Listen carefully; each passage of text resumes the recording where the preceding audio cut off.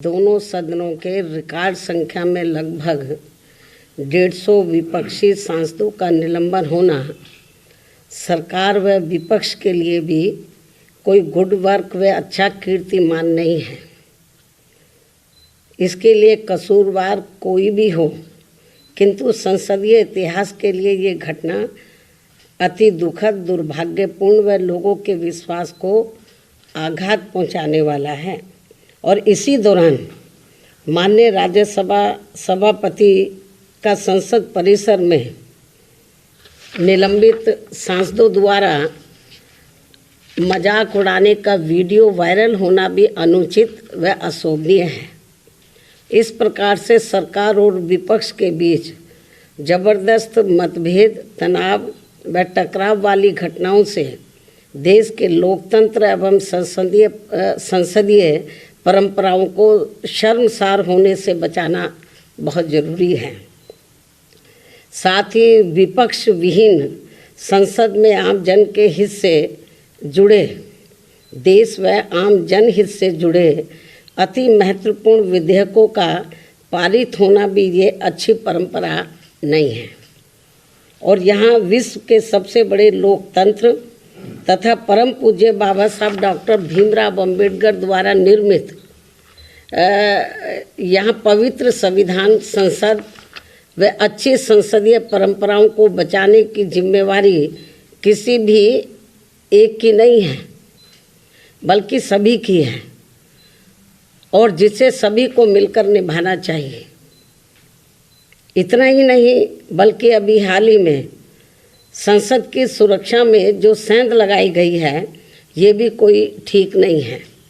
ये अति गंभीर व चिंतनीय भी है और इस मामले में सभी को मिलकर संसद की सुरक्षा की तरफ विशेष ध्यान देना चाहिए। एक दूसरे पर आरोप प्रत्यारोप लगाने से काम नहीं चलेगा, बल्कि इस मामले को सभी को गंभीरता से लेना चाहिए तथा इसके जो भी दोषी व षड्यंत्रकारी हैं तो उनके विरुद्ध सख्त कानूनी कार्रवाई भी होना अत्यंत ज़रूरी है तथा ऐसे में इसके खुफिया विभाग को भी अब काफ़ी सतर्क रहने की ज़रूरत है ताकि आगे कभी भी ऐसी घटना की पुनरावृत्ति न हो सके। इसके अलावा विपक्ष के गठबंधन में बीएसपी सहित अन्य जो भी पार्टियां शामिल नहीं हैं, बीएसपी सहित अन्य जो भी विपक्षी पार्टियां शामिल नहीं हैं, तो उनके बारे में किसी को भी बेफजूल कोई भी टीका टिप्पणी करना उचित नहीं है तथा इससे इनको बचना चाहिए। मेरी इनको यही सलाह भी है, क्योंकि भविष्य में देश व जनहित में कब किसको किसी की भी ज़रूरत पड़ जाए, ये कुछ भी कहा नहीं जा सकता है। अर्थात फिर ऐसे लोगों को व पार्टियों को भी काफ़ी शर्मिंदगी उठानी पड़े, ये ठीक नहीं है। और इस मामले में खासकर समाजवादी पार्टी इस बात का जीता जागता उदाहरण भी है।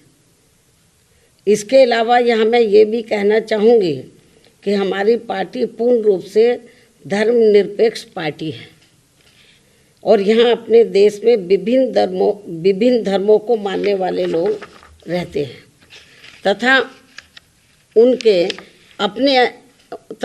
अपने अलग अलग से आस्था के अनेकों स्थल बने हैं,